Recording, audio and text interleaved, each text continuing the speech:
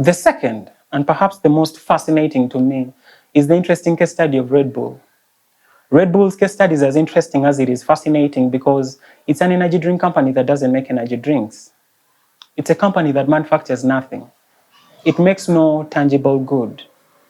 And yet, despite the fact that they make no tangible good, the Austrian firm has constructed an empire.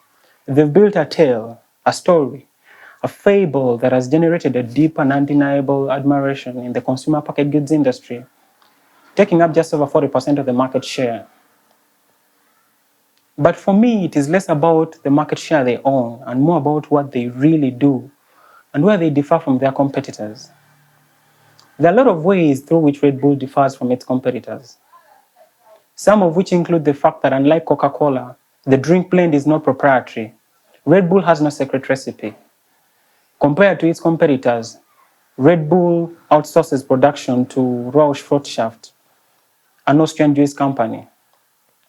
Compared to its competitors, Red Bull spends a huge amount of money, about 35% of sales revenues, to separate and differentiate the brand, much more than Coca-Cola and Pepsi that spend 9 and 7% respectively.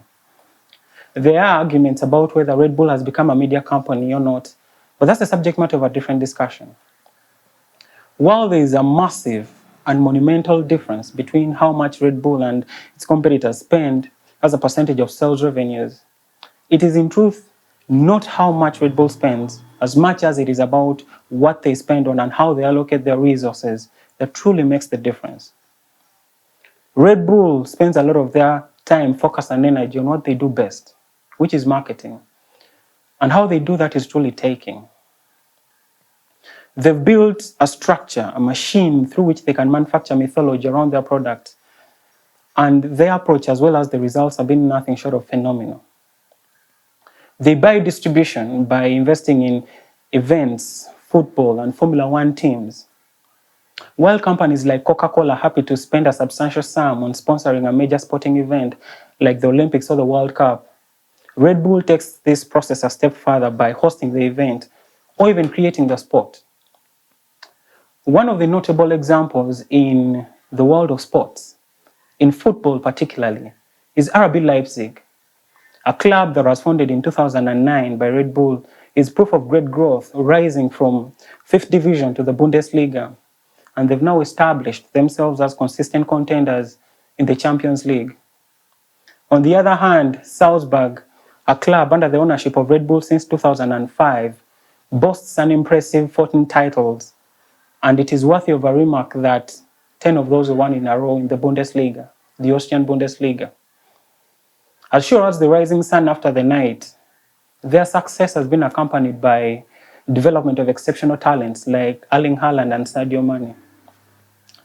And I cite these specific examples only to make the following statement, that in the broad world of sports, there exists an element, an attribute, a deep essence, this extraordinary concept of historicity.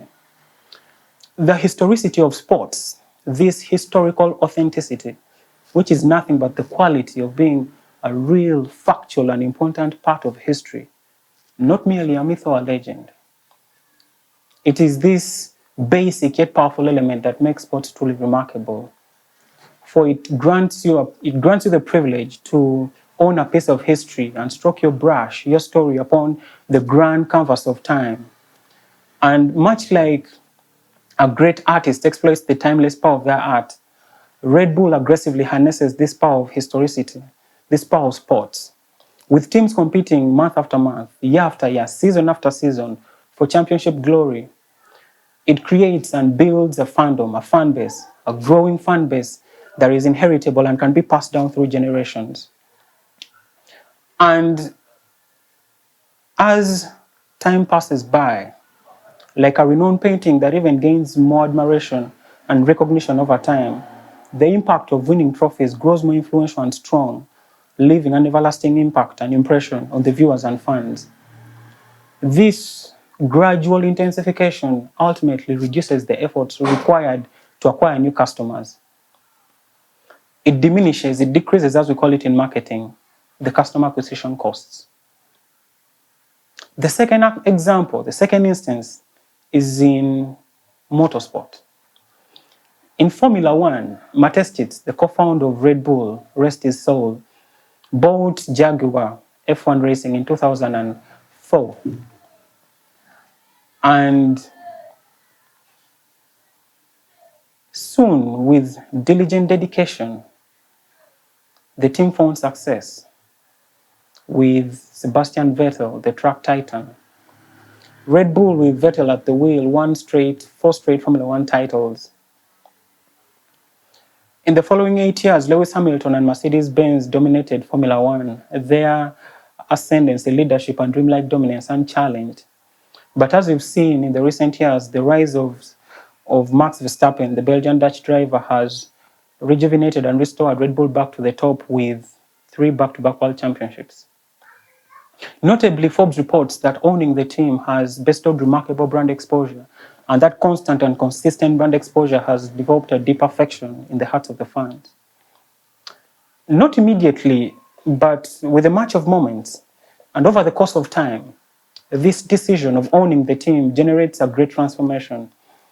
Red Bull effectively and efficiently converts an expense, which is paying for sponsorships, into an income-generating opportunity, accepting sponsorships. While the company itself bears and shoulders the expense of creating and crafting a new TV show, a new unique off-road sport, or any other thing in that line, the company can then sell sponsorship slots across these diverse distribution channels, securing optimal exposure for its products while maintaining full ownership of the underlying asset.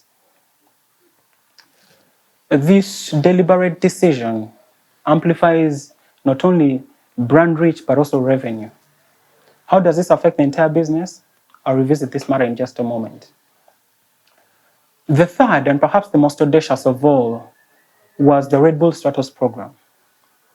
On 14th of October 2012, Red Bull, I remember I vividly do, from the dusty desert of Roswell, New Mexico, Red Bull pulled off its most audacious stunt ever. They partnered with Austrian skydiver Felix to attempt a higher altitude jump, a staggering 128,000 feet jump from space. That's above the ozone and more than 100,000 feet beyond the cruising altitude of passenger planes. Felix, the skydiver, stepped out on the edge of this capsule in which he had risen and ascended through space and ether to where he now found himself and was suspended from a gas balloon in a specially designed suit. He stepped out on the edge. Beneath him, a sweeping blue breadth of earth and matter. Stepped out, jumped, and was in free fall for 4 minutes. Red Bull Stratos proved that a human could break the speed of sound in free fall. This pioneering flight test program broke 3 official world records and set numerous other benchmarks in other categories. The planning took more than 7 years and cost about $50 million. And all of it, everything, every single element, the work carefully carried out with sweat and determination, the years of research, a relentless pursuit to discover and understand the hidden truths so as to push beyond the borders and boundaries of what's deemed possible. The years of engineering, a symphony of creativity and carefully crafted solutions. The mortal risk, jumping from an altitude, an extreme altitude of approximately 39 kilometers, an altitude where the lack of atmospheric pressure and oxygen could have been fatal. All of it was done, engineered, and built to sell a carbonated drink. I want you to take a moment to consider the strangeness of this fact. Don't you think it rather strange that a remarkable achievement of science and human perseverance was devoted to something seemingly insignificant? Not true. In the montage of efforts woven, not a single thread was insignificant. How did it affect the entire business? As per Better Marketing, in 6 months following the event, US sales rose by 6% to 1.7 billion, and full-year global sales rose by 13% to 5.2 billion. This inspiring leap of Red Bull was not merely a celebration of the ideals and character embodied by this iconic brand. It was something much more. It transcended mere symbolism, more like owning a cherished chapter in the book of history. From afar, one might be tempted to think that Red Bull is an unsettled brand that lacks clarity, that's reckless with its own supply chain and with its marketing extravagant. But when you take a closer look, you recognize, as Mario Gabriel says it, they manufacture something much more valuable than a drink. They manufacture history. They don't make drinks, they make history. That's what they really do. And in the words of Oliver Holmes, one of America's great jurists, and I quote, "A page of history is worth a volume of logic." And how true this sentiment rings. For while some companies appeal to logic when selling their products by pointing out how they differ from their competitors in one way or the other, Red Bull is inspired by a different force, which is mythology.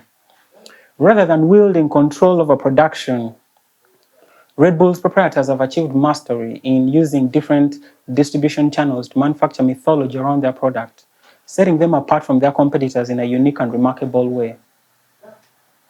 The result, then, of owning and embracing spaces in the boundless realm of sports, from football to Formula One, and transcending borders and boundaries across numerous fields and frontiers, some explicitly mentioned, like the Red Bull Stratos, where we saw Felix, the skydiver, jumping from space, and others deliberately left out in the interest of keeping the content concise.